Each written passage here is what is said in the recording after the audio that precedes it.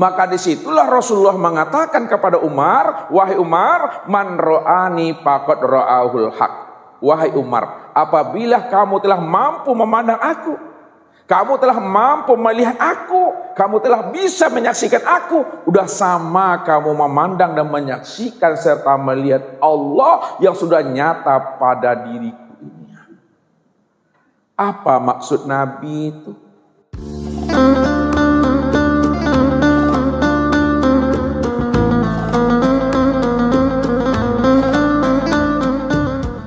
Maksud Nabi itu, Bapak Ibu, wahai Umar, apabila kamu sudah bisa memandang dan menyaksikan Nur Muhammad, yang mana Nur Muhammad itu sudah jadi sekalian batang tubuhku, yang mana Nur Muhammad itu sudah menjadi sekalian nyawaku, sama seperti tubuhmu, sama seperti nyawamu, maka dah sama kamu memandang Allah. Maksudnya, jadi bukan hanya khusus untuk Nabi saja, Bapak Ibu. Makanya Nabi itu uswatun hasanah, contoh dan teladan bagaimana kita bisa menemui Tuhan. Jadi kalau Nabi sudah bertemu dengan Tuhan, sudah berjumpa dengan Tuhan, maka umatnya pasti bisa berjumpa dan bertemu dengan Tuhan. Kenapa? Muhammad yang menghantarkan pemahaman itu, bagaimana kita bisa berjumpa dengan Tuhan. Maka disitulah letaknya Nur Muhammad mengatakan, ana abul bashar wa ana abul arwah. Apa kata Nur Muhammad ini? Akulah bapak sekalian tubuh, aku pula lah bapaknya sekalian ruh.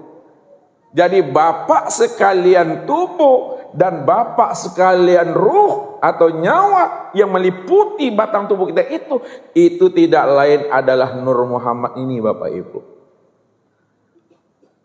Kenapa? Karena Nur Muhammad inilah bahan bakunya sekalian alam. Jadi segala yang ada ini, surga, neraka, aras, luh, kursi, mahfuz, langit, bumi, ya, hewan, tumbuh-tumbuhan, semuanya itu asalnya terbitnya daripada Nur Muhammad ini. Ana minallah wal mu'minuna minni. Aku langsung daripada zatnya Allah, sementara alam dan dirimu berasal daripada diriku. Makanya Nur Muhammad inilah tempat memandang, tempat melihat dan menyaksikan wali mursyid yang sejati yang disebut namanya Allah Rabbul Izzati. Jadi enggak jauh, Bapak Ibu, dekat betul, Bapak Ibu. Nur Muhammad inilah sebenarnya wasilah kita untuk bisa kita sampai kepada Tuhan. Nah, siapa yang kenal Muhammad? Nah, kenal dengan Allah. Siapa sudah lihat Muhammad? Sudah lihat Allah. Kenapa? Karena Muhammad itulah tajalli, tempat memandang wujud rupa dan wajahnya Allah. Makanya ketika kita sholat, inni wajjahtu wajhiyah. Artinya itu? Nah, sesungguhnya inni wajjahtu wajhiyah. Sesungguhnya aku hadapkan wajahku, wajhiyah, kepada wajahnya. Wajahku itu wajah siapa maksudnya itu? Wajahku itu wajah Muhammad, Bapak Ibu. Kenapa Muhammad? Karena Muhammad itu sudah jadi batang tubuh, Bapak Ibu. Muhammad itu sudah menjadi ruhnya atau nyawanya batang tubuh kita ini ya. Aku hadapkan wajahku kepada wajahnya. Nyanyi siapa nih? Allah. Maksudnya memandang kepada wajah sendiri, inilah tempat memandang wajahnya Allah. Siapa yang memandang wajahnya, sudah terpandanglah wajah Allah itu. Siapa sudah melihat dirinya, sudah terpandang dirinya Allah itu. Ini yang dikatakan Allah dan Muhammad itu tidak boleh dipisah ceraikan. Walaupun manusia ini banyak, umatnya banyak, hambanya banyak, tapi yang kekasih Allah itu hanya surang sajonya Bapak Ibu. Ya, manusia kan banyak di dunia nak, hambanya kan banyak kan, tapi yang menjadi kekasihnya itu surangnya. Siapa kekasihnya itu? Muhammad tuh kekasihnya. Yang Muhammad. Jadi kalau Bapak Ibu tak kenal dengan Muhammad, hendak dipandang Allah sebagai kekasihnya. Kalau Bapak Ibu tidak mengenal Muhammad, tidak dianggap Allah sebagai kekasihnya. Karena yang dikatakan kekasih Allah adalah orang yang mengenal Muhammad dan orang yang mengenal akan Allah itu. Nah, jadi Muhammad itulah diri Bapak Ibu masing-masing. Diri Bapak Ibu inilah yang dikatakan namanya dengan Muhammad itu. Makanya Nur Muhammad ini ya, adalah wasilah menghantarkan kita kepada Tuhan. Nah, sementara mursyid rohani ini tempat ya, sebagai pemegang wasilah. Nah, ini pemegang wasilahnya. Artinya apa? Rahasia mursyid rohani itu ada di dalam dirinya nih. Dia yang menunjukkan itu. Nah, setelah ditunjukinya kepada kita, siapa mursyid robbania? Mursyid robbania itu tidaklah adalah Muhammad, maka melalui Nur Muhammad inilah kita sampai kepada Tuhan. Sedangkan Nur Muhammad itu tiada lain tempat memandang nyatanya Allah. Satu orangnya Bapak Ibu, ya, satu orangnya itu. Artinya apa? Allah itu sudah gaib, Allah itu sudah tersimpan, sudah tersembunyi, sudah menjadi rahasia daripada Nur Muhammad. Nah, itu maksudnya. Aku bersembunyi di dalam terang. Itu maksudnya. Ana fi nuri. Aku bersembunyi di dalam nur. Ketika Nur Muhammad itu telah zahir sebagai tajalli daripada diri Tuhan, maka kemana lebur dan fananya diri Tuhan? Lebur dan fananya diri Tuhan itu tidak lain adalah ke dalam nurnya Muhammad ini. Itu maksudnya. Nah, begitulah cerita Adam itu yang sebenarnya. Ketika Adam telah siap diciptakan oleh Tuhan, udah ada batang tubuhnya Bapak Ibu. Ya. Maka apa kata Allah? Fa iza sawaituhu wa nafakhtu fihi min ruhi. Apabila batang tubuh Adam itu telah siap, maka aku hembuskan ruh ke dalam tubuhnya. Ruh itu maksudnya itu adalah Nur Muhammad. Nur Muhammad itu maksudnya tiada lain adalah dirinya Allah. Maka yang menghembuskan nur itulah yang masuk ke dalam batang tubuh Adam itu. Yang meniupkan itu yang masuk ke dalam, yang menghembuskan itu yang tersembunyi di dalam itu. Ya, ini yang disebut namanya nur ala nur. Nah, bahwa Adam itu, ya, kalaulah kita lihat proses Adam Bapak Ibu, Adam ini ya tercipta dari 4 anasir, yaitu api, apa lagi? Angin, air, tanah. Lihat, api, angin, air, tanah. Ya, tanah ini Bapak Ibu itu asalnya nur tuh. Air juga asalnya nur.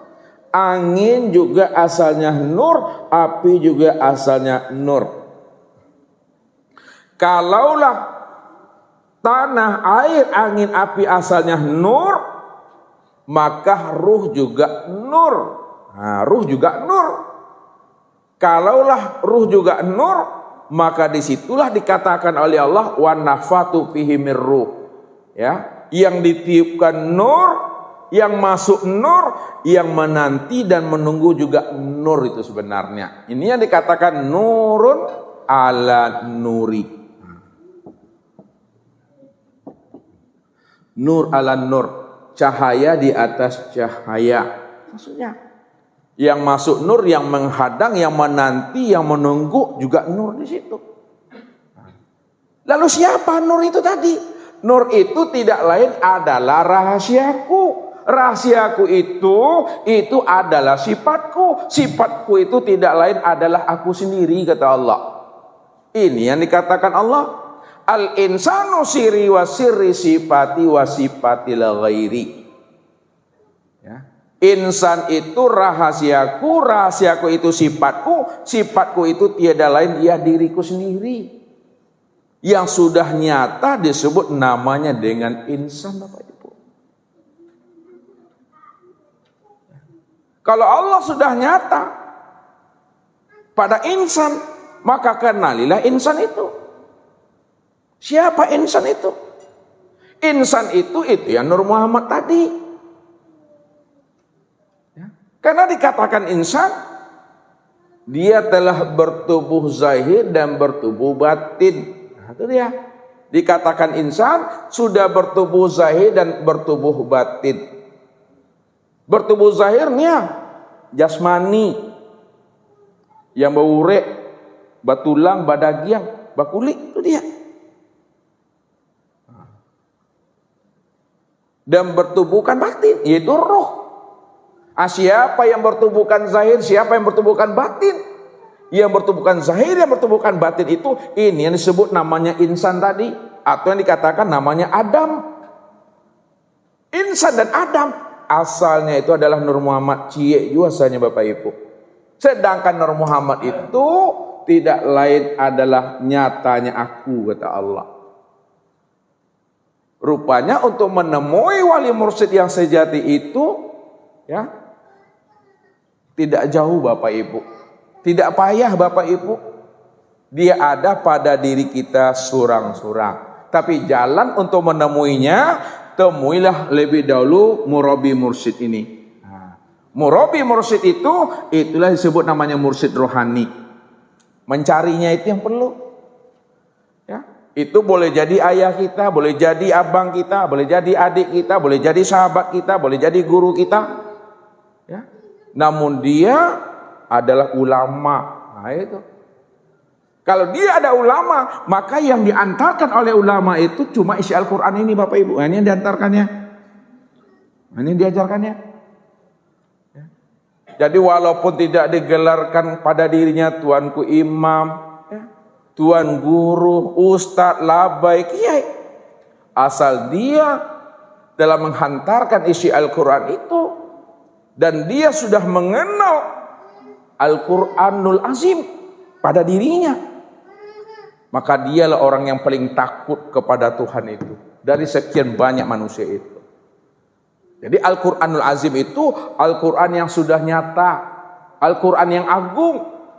Yang agung itu ini di Al-Quranul Azim. Ada Al-Quranul Azim, ada Al-Quranul Karim, ada Al-Quranul Majid. Yang sekarang itu Al-Quranul Azim ini batang tubuh ini yang sebut maksudnya. Ini yang sudah mengenal tuh. Dapati dia. Setelah kita dapati, ambil ilmunya, sahu ilmunya, dan beradab kita dengan dirinya. Maka dia yang akan menghantarkan kita kepada mursyid robbani ini. Nah, mursyid robbani itu ada dalam diri kita sebenarnya. Ya. Itu sebut namanya Nur Muhammad. Nur Muhammad itu yang sudah jadi tubuh. Nur Muhammad itu yang sudah jadi ruh. Ini yang disebut insan. Nyata dia pada diri Bapak Ibu. Nyata dia pada guru kita. Nyata dia pada ulama kita. Nah, siapa ulama, siapa guru, siapa kita? Itu tidak lain adalah Nur Muhammad. Nur Muhammad itulah nyatanya Allah. Jadi satu dia Bapak Ibu. Tidak pernah berpisah. Jadi mencari dan menemui wali mursyid itu mencari dan menilitlah ke dalam ini. Baca alam pada diri, baca diri di dalam diri. Di dalam diri ada diri, di dalam diri ada rahasia diri. Di dalam rahasia diri itulah aku bersembunyi, kata Allah. Jadi bersembunyi bagi yang tak mengenal. Bagi yang telah mengenal tidak ada lagi bersembunyi. Terang, jelas, nyata, wujud Bapak Ibu. Ya, makanya perlu kita belajar, perlu kita mengaji dan perlu kita menuntut. Karena ini yang diajarkan Rasul. Kun aliman. Apa artinya itu? Kun aliman. Jadilah kamu menjadi seorang yang alim. Nah, menjadi ulama. Itu maksudnya itu. Ya, menjadi murabi mursyid. Orang yang kenal Tuhan, orang yang tahu Tuhan, yang orang menyaksikan Tuhan. Kalau tidak bisa kita menjadi seorang yang alim, au muta'aliman. Nah, hendaklah kita ini orang yang belajar, menjadi santri, menjadi murid, menjadi jamaah gitu. Hendak juga bisa menjadi murid dan jamaah dah, ya kan? Awak hendak pandai menulis dah, hendak pandai pula membaca dah. Yang ketiga kata Rasul, au sami'an. Hendaklah kita menjadi orang yang mendengar, menyimak bukan menyamak. Menyimak bukan menyamak. Dengar sila. Ya, munduli nak pandai baca, nak pandai dengar pula lah. Dengar je lah elok. Dengar nak lebih besar dah, telingalah pakak-pakak badak pula. Bakal mendengar. Yang terakhir apa kata Rasul? Au muhibban alaihim. Hendaklah kamu cintai mereka. Cintai gurumu, cintai ulama itu. Sayang dengan dirinya, beradab dengan dirinya, itu maksudnya. Menjadi ulama lun pandai le. Belajar ndaklah bisa doh. Ya kan, menulis membaca ndak pandai. Mandanga awak pakak pula. Ndak ada yang pegang cik lah. Yang kena pacik ni ndak ada lah. Kata Nabi, muhibban alaihim. Cintailah gurumu itu, sayangi dia, beradablah kamu dengan dirinya. Dapat wa barokah. Itu maksudnya tadi itu. Ya. Kalau kita sudah beradab dengan dirinya, dengan ulama tadi, sayang kita dengan dirinya, perhatian kita dengan dirinya, dapat wa barokah. Kalau dapat barokah itu jalan dapat syafaat gitu. Ya, kenapa dapat berkah ulama guru tadi jalan dapat syafaat? Karena al ulama warasatul anbiya. Ulama itu pewaris aku. Ya. Pewarisnya Nabi. Nah, pewarisnya Allah itu. Maka siapa yang bermain-main dengan ulamaku, kata Nabi dan kata Allah. Apa kata Tuhan? Man adani waliyan faqad hazantu bil harbi. Siapa yang menganggap sepele ulama, pewaris aku. Siapa yang menganggap sepele waliku, sudah sama dia berperang melawan aku, kata Tuhan. Ya. Sebelum kamu menyakiti wali dan kekasihku, aku dulu yang akan mematahkan dirimu, kata Tuhan. Tapi Muhammad tak seperti itu, Bapak Ibu. Muhammad kurang penyayang. Apa bukti penyayang, Bapak Ibu? Ketika beliau itu pergi ke Taif, pergi berdakwah, ya, menyampaikan seruan kepada mereka tentang Tuhan. Bagaimana mereka itu selamat dunia dan selamat akhirat. Tapi apa perlakuan orang Taif kepada Rasulullah, Bapak Ibu? Apa perlakuannya? Nabi Muhammad diejek, dihina, bahkan mereka itu melempar Rasulullah. Ya, berkucuran darah pada tubuh Rasulullah nih. Lalu dihadanglah oleh siapa? Oleh sahabatnya yang setia. Siapa nama sahabat yang mendampingi Rasulullah, yang membela Rasulullah itu siapa namanya? Zaid bin Harisa. Zaid bin Harisa. Dihalangilah badan Rasulullah.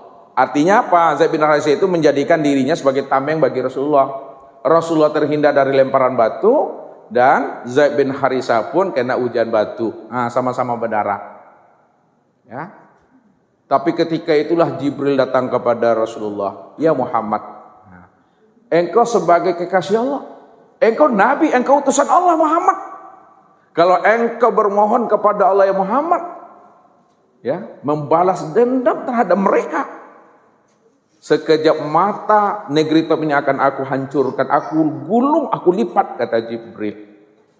Tapi Muhammad itu, Bapak Ibu, takut dia umatnya itu kena laknat, takut umatnya itu dihancurkan Tuhan. Ya, sebab dia itu adalah kekasih Allah. Akhirnya apa? Rasulullah itu merayu-rayu Tuhan supaya Tuhan tidak memberi azab kepada mereka. Ya Allah, janganlah engkau azab dia ya Allah. Jangan keturunkan balah bencana kepada mereka ya Allah, karena mereka tidak berilmu ya Allah. Itu doa Rasul. Siapa yang hafal doanya itu?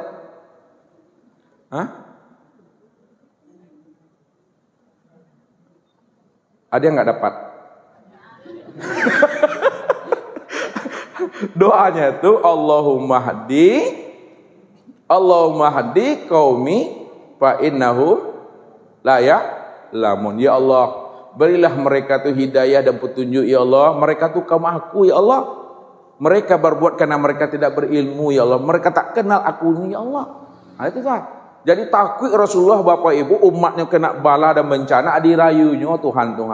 Tapi lihatlah umatnya Nabi Nuh, lihatlah umatnya Nabi Musa, lihatlah umatnya Nabi Lut. Ketika umatnya Nabi Lut homo lesbi dia. Nuh durhaka. Musa juga durhaka umatnya. Maka mereka langsung meminta kepada Allah, ya Allah, turunkanlah hujan meteor dari langit ya Allah. Akhirnya apa? Hancurlah umatnya Nabi Lut itu yang homo lesbi itu. Umatnya Nabi Nuh diturunkan Allah banjir bandang, baralah maunya Bapak Ibu. Sampai hari, sampai minggu, sampai bulan, sampai puluhan tahun Bapak Ibu. Sampai puluhan tahun. Nggak sampai hari, nggak sampai bulan, sampai puluhan tahun lah mau itu. Hancur. Nabi Muhammad nggak ada dirayu-rayunya Tuhan itu. Apa? Sebab siapa yang memusuhi walinya, menyakiti kekasihnya, sudah sama mereka itu menantang Tuhan. Itu yang dikatakan Allah tuh, man adami waliyan faqad hazantu bil harbi. Barang siapa yang memusuhi waliku, menyakiti kekasihku, menyakiti Muhammad, maka dah sama dia berperang dan menantang aku, kata Allah. Inilah rahasianya, ya. Kita mesti mengenal akan rahasia diri kita supaya hidup kita itu betul-betul menjadi rahmatan lil alamin dan rahmatan fil alamin. Menjadi rahmat bagi sekalian alam dan bagi rahmat di dalam alam, ya, dan juga termasuk diri kita ini. Inilah. Jadi wali mursyid, ya, itu adalah jalan bagi kita, ya, untuk mengenal akan Tuhan itu. Jadi temuilah mereka, bergurulah kepada mereka, sauklah ilmunya. Ini saja Bapak Ibu yang dimuliakan Allah, mudah-mudahan Allah berikan kita kemudahan dalam memahami ini sehingga kita bisa berjumpa dengan wali mursyid yang sejati dengan cara menemui murabi mursyid rohani dan menemui murabi mursyid yang rabbani ini. Selanjutnya kita buka, ya, tanya jawab dan musyawarah. Assalamualaikum warahmatullahi wabarakatuh.